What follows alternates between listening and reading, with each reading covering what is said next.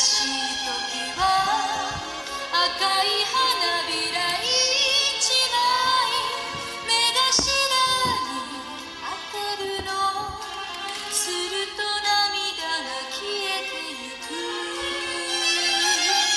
私だって泣こうと思ったら声を上げていつでも泣けるけど胸の奥にこの花ある限り強く生きてみようと思う。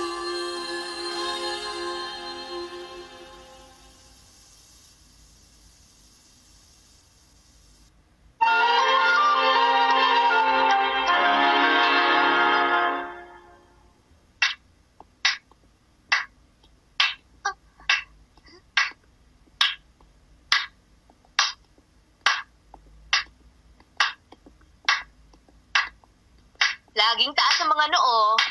Humakbang ng diretsyong nakaturo ang mga paa sa pupuntahan.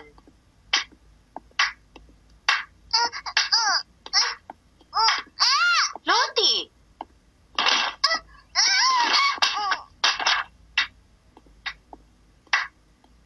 Ermengarde, ikaw naman, lumakad ka ng tuwid. Hindi ka magmumukhang kagalang-galang kung ganyan ka. Ay, nako, kinakabahan ka kasi dahil sa libro sa ulo. Bakit hindi mo tignan si Miss Crew? Lumalakad siyang natural at parang hindi pansin ang libro sa ulo. May tiwala siya sa sarili.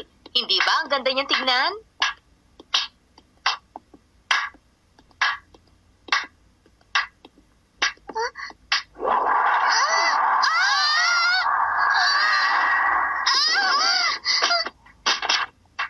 Miss Crew, ingat ka sa paglakad.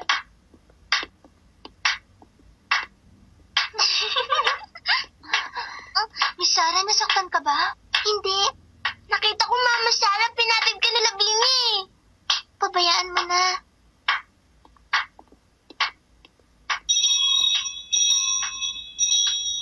Meron pa kayong leksyon sa pagsasayaw. Magpalit na kayo ng damit. Ay, naku. Oo nga, tapos mami, mag-aaral naman tayo ng sayaw. Ano kaya magandang damit ang isuot para doon? Hindi ko nga alam eh. Bahala na. Tara, bilis. Halika na.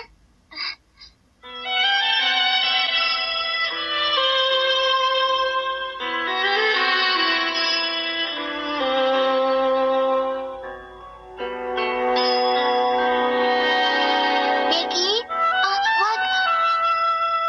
Miss Sarah, pagagalitan po ako kapag nakita ako nakikipag-usap sa mga mag-aaral.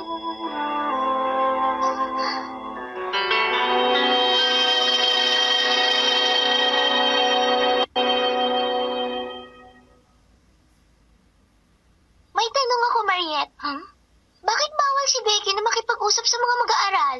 Yun talaga ang patakaran para sa katulong. Hindi ba sobra yun? Isa pa napapansin ko, parang napaka-nervyosa niya. Oo nga. Natatakot siguro sa nakahandang parusa sa kanya. Ha? Hindi pa kasi sanay. Kaya hindi pa niya nagagawang mabuti ang mga gawain niya. Lagi tuloy siyang napapagalitan at kapag sinisigawan at pinapalo siya ni Mrs. Molly, mas lalo lang siyang nagkakamali. Kawawa naman. Kagaya ko rin siya noong nagsisimula ako. Laging pinapagalitan ni Mrs. Molly. 1 taon bago nila ako pinalapit sa direktora kung hindi tinatawag. Malayo bang pinanggalingan ni Becky? Oo, malayo dito sa syudad ng London at ang balita ko, patay na ang tatay niya. Kailangan niyang mamasukan para sa 2 kapatid niya. May gustong tumulong sa pamilya nila at kinausap si Miss Minchin para tanggapin siya dito, Miss Sarah. Ano po ba ang mga gawain niya dito? Parang gaya rin sa akin noon, kaya lang mas matanda na si Mrs. Molly ngayon at mas maraming mag-aaral.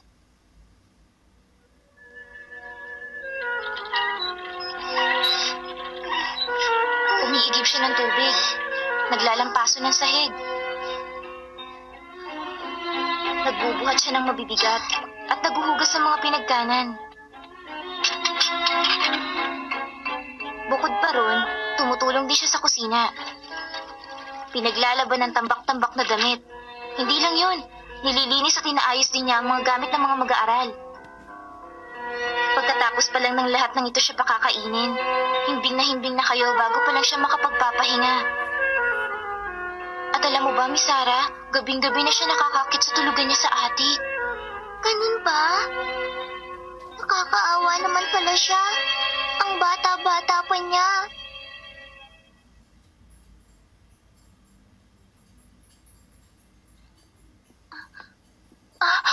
Lavinia, hindi pa ako tapos. Kahit magtagal ka sa harap ng salamin, hindi magbabago ang itsura mo.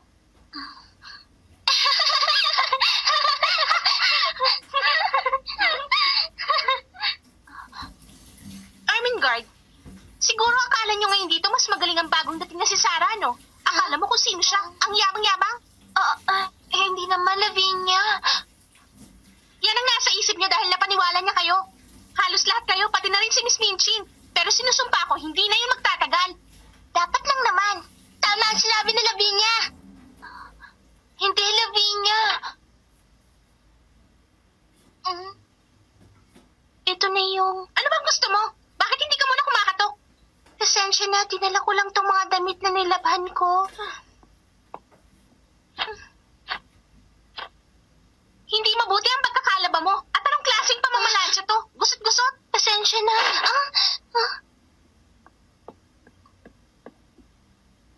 Wala rin kwenta ang paglinis ng sapatos ko. Linisin mo nga to uli.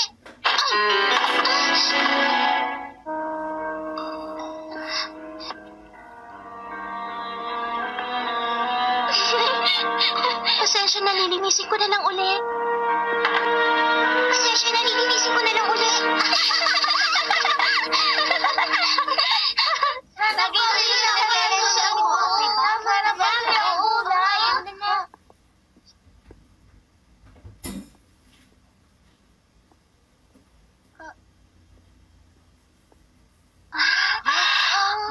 Ang ganda ng damit ko, hindi ba?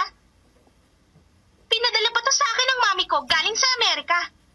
Ang sabi niya, mahal daw ito dahil itong pinakabagong uso sa New York ngayon.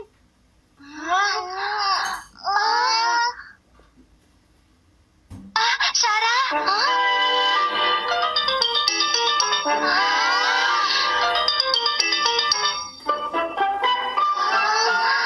Ang ganda!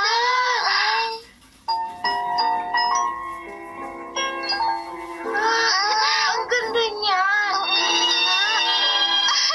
Mas maganda ang damit niya! Parang prinsesa si Mama Sarah! Mas maganda nga talaga ang damit niya kaysa kay Lavinia. Siguro galing naman sa Paris yan.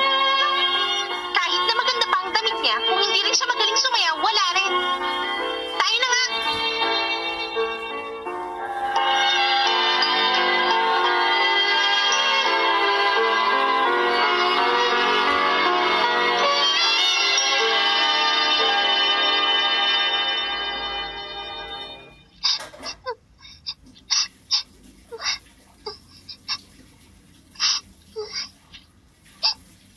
Becky, kumusta ka?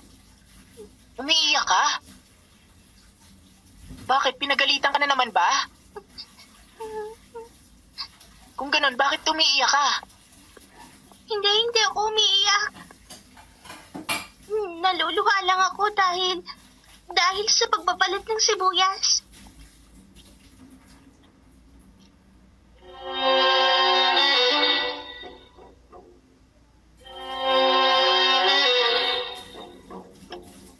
Ang pag-aaralan natin ngayon ay ang pagsasayaw ng waltz. Lavinia, Ma'am? alam ko na magaling kang sumayaw ng waltz. Ipakita mo nga sa lahat ang pagsasayaw mo ng balse. Opo.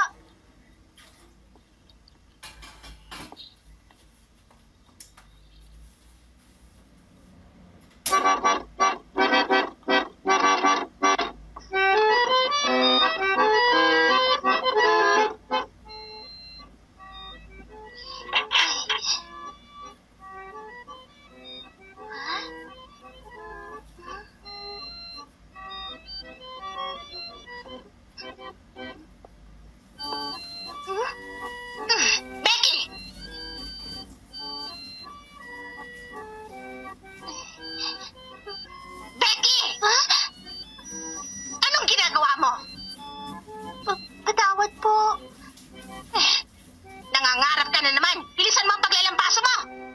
Lilinisin mo pa yung kusina. Opo, Miss Molly.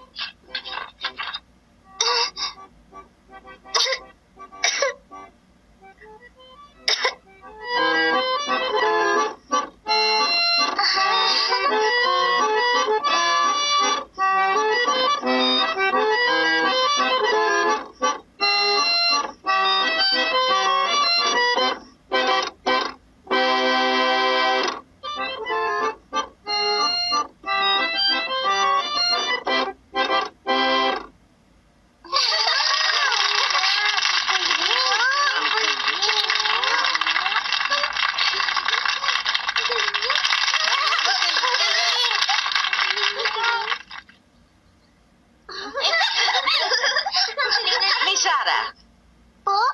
alam mo bang magsayaw ng waltz? Opo. Tinuruan po ako ng papa ko. Lagi po kami nagsasayaw noon sa India. Ipakita mo nga sa amin. Opo.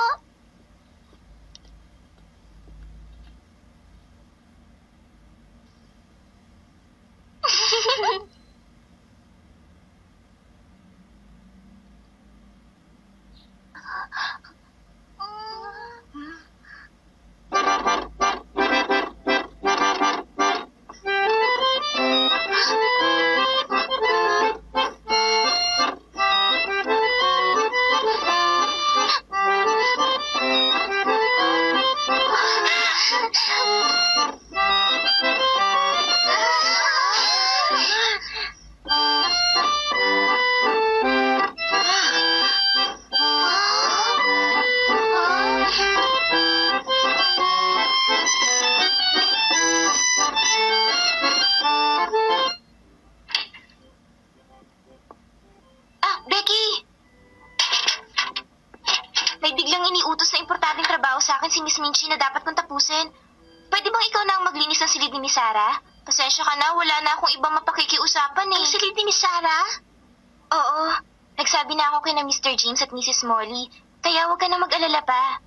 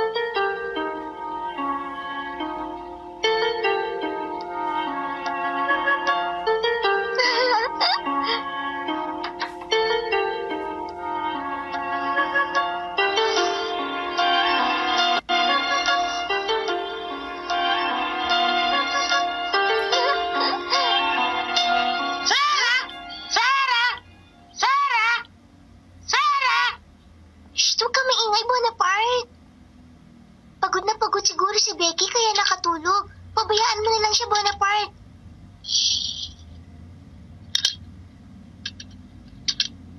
Ubusin mo yan, ha? Ha?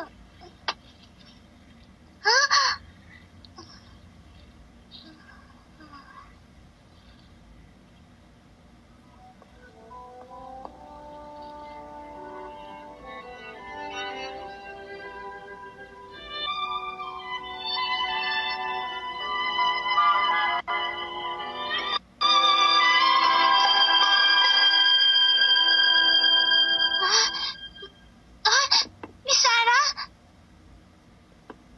Pasensya na, umupo lang ako at bigla ako nakatulog. Patawarin niyo po ako. Ngayon lang po ako nakapasok sa magandang kwarto. Lalabas na po ako. Sandali lang, Becky. Becky, hindi naman kailangan lumabas ka kaagad. Dito ka muna. Mag-usap tayo sandali. Pero, tapos mo na namang linisin ang kwarto, di ba? Oo.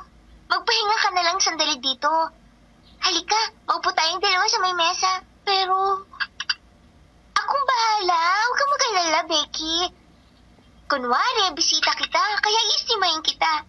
Halika, kumain ka ng biskwit. Talaga maaari akong umupo sa tabi mo? Bakit naman hindi?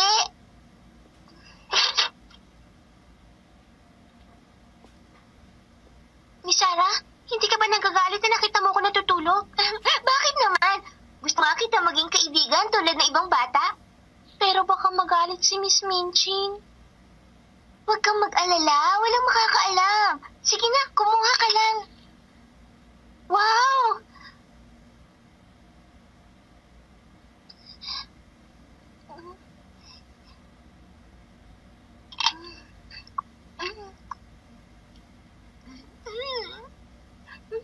Ang sarap-sarap nito. Nalulungkong bigla. Sige lang, kumuha ka pa, Becky. Oh, heto, may candy pa. Ay, maraming salamat.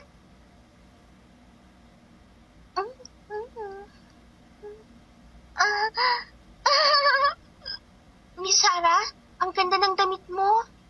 Ito ba? Paboritong-paborito ko itong damit na ito. Bigay sa akin ng papa ko. Noon, may nakita akong napakagandang prinsesa sa bayan namin. Dumaan siyang nakasakay sa karawahe. Hangang-hanga ako at katulad ka ng prinsesang yan, Miss Sarah. Pero hindi ako isang prinsesa. At hindi ko inisip na maging isa akong prinsesa. Ha? At kahit nagkakaiba-iba ang estado natin sa buhay at lipunan, ang totoo, pantay-pantay lahat ng tao sa mata ng Diyos. Yun ang lagi mong tatandaan, Becky. Pantay-pantay? Oo. Pwede rin ginawa ng Diyos na mahirap ako at mayaman ka. Pero hindi ibig sabihin mahirap ka lagi. Pero itong kapalaran ko. Iniisip ko nga minsan kung paano mamuhay ang may ibang katayuan sa buhay.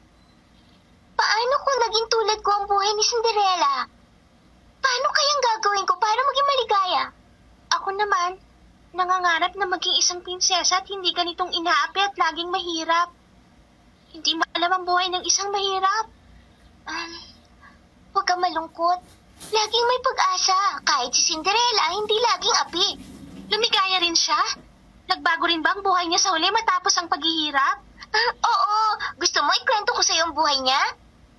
Oo. Parang ipinanganak si Cinderella nakakambal kusina. Naku, nakalimutan ko. May gagawin pa ako sa kusina. Bababa na ako, baka mapagalitan ako.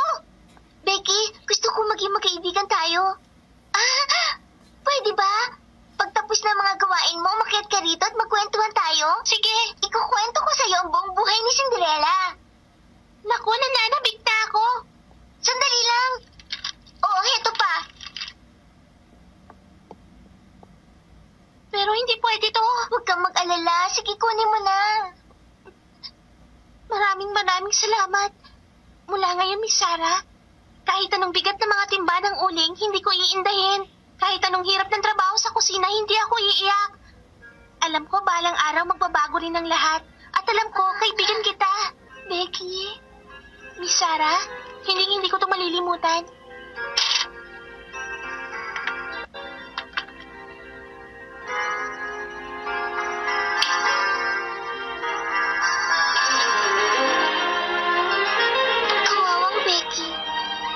sa ginawa ko, maging maluwag na sa puso niya ang lahat. Alam kong hirap na hirap siya sa mga mabibigat na gawain. Sana makatulong ako sa kanya, kahit man lang bilang pagiging isang kaibigan.